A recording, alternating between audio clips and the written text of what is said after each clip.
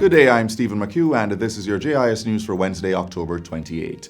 Government will be reallocating funds from each ministry to address the at least $2 billion of damage to the country's road networks caused by heavy rains associated with Tropical Storm Zeta. Prime Minister Andrew Holness told Parliament on Tuesday that this would have to be the approach as government had no additional funding to allocate. This is now about each ministry, each minister, each permanent secretary going through their budget line item by line item to see what it is that we can reallocate. And this will be supervised, obviously, by the Ministry of Finance. The Prime Minister says the $2 billion preliminary estimate will likely increase as the National Works Agency has not been able to access all affected communities to finalize its report. In addition to the impact on roads maintained by the NWA, Mr. Holness says about 60% of parochial roads were affected, with preliminary estimates indicating damage in excess of $700 million. Based on the extent of damage and the cost, all the required works cannot be immediately done. Accordingly, the government is proposing a program of targeted interventions with a priority ranking. The Prime Minister says priority will first be placed on clearing blocked roads, cleaning heavily silted drains, and patching main thoroughfares. This will be supported by an earlier start to the annual mitigation program, which usually coincides with the Christmas period and covers debushing, drain cleaning, and patching of roads across all 63 constituencies. Meanwhile, each constituency will be given $1.5 million to assist with repairs to housing infrastructure damaged during the recent flood rains. During Tuesday's sitting of the House of Representatives, Prime Minister Andrew Holness announced that this money would come from the Housing Fund. In addition, he said each constituency would receive another $1.5 million from the Ministry of Labor and Social Security to provide rehabilitation grants for the neediest cases. In effect, constituencies will have $3 million early response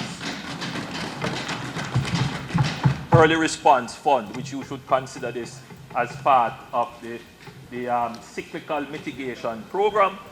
It's just that you are getting it a little bit earlier. Minister of Housing, Urban Renewal, Environment and Climate Change, Colonel Charles Jr., has tabled a policy paper in Parliament designed to improve citizens' access to public beaches. The Beach Access and Management Policy for Jamaica lays out protocols to increase public access to the foreshore of beaches, that is, the wet sand or gravel area of land adjacent to the sea, which lies between the ordinary high and low water marks. The rights of the public to walk along the foreshore and to bathe in the sea are to be provided through an amendment to the Beach Control Act. The policy also seeks to improve the standard of the beaches available to Jamaicans and address public concern about the loss of visual access to the sea and coastline. Proposals include prohibiting the sale of public beaches unless approved by Cabinet and measures to preserve the traditional rights of fishermen to access the foreshore and the floor of the sea, as well as beaching rights on their return from sea.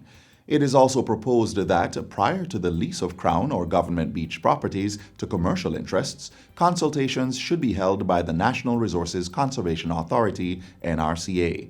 These consultations would include representatives of the communities and other interested stakeholders.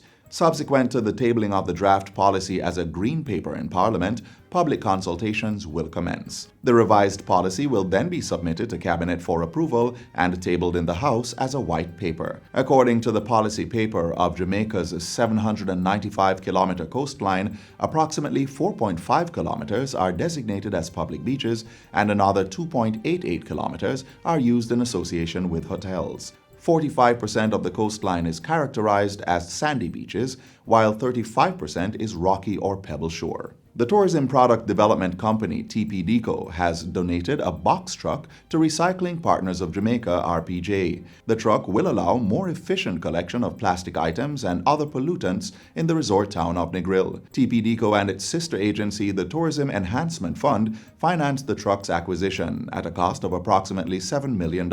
Minister of Housing, Urban Renewal, Environment and Climate Change, Colonel Charles Jr., says it is evidence of government's commitment to the environmental protection agenda. I look forward to what is going to be a challenging but very exciting opportunity for us to change the trajectory of how Jamaica sees environmental protection. That's not an isolated issue, but as an issue for everybody to participate in. He was speaking at the recent handing over ceremony at Recycling Partners Lake Spend Depot in St. Catherine. RPJ is a registered charity and the designated national recycling entity mandated to remove plastic bottles from the environment and to divert these from landfills through engagement with various stakeholders. And finally, the Black River Hospital is set to receive additional incubators for the pediatric ward and other equipment to improve maternal care at the facility. The commitment was made by State Minister of Health and Wellness Juliet Cuthbert Flynn during a tour of the Type C hospital last Friday. She said the pediatric ward was in need of more incubators for premature babies and the ministry would be working to address that. The State Minister also encouraged the staff at the hospital and other health facilities across the island to continue the great work of serving the country's healthcare needs. And that's it for JIS News Today. I'm Stephen McHugh. Thanks for watching.